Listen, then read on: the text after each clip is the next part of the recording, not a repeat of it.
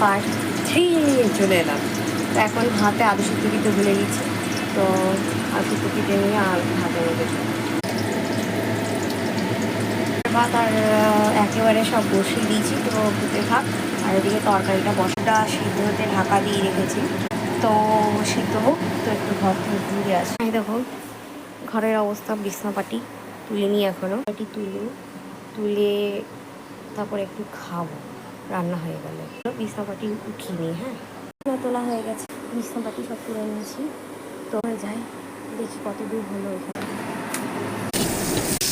রাতে বেজে কিনে পাঠিয়েছি, তো চলো ওগুলো ফ্রিজে রাখি। চলো, ডিম ভরা হয়ে গেছে, আর ডিমের যেটা ট্রে সেটা রেখে আসি। পার্ট 5 আবার আসছি রান্না বান্না।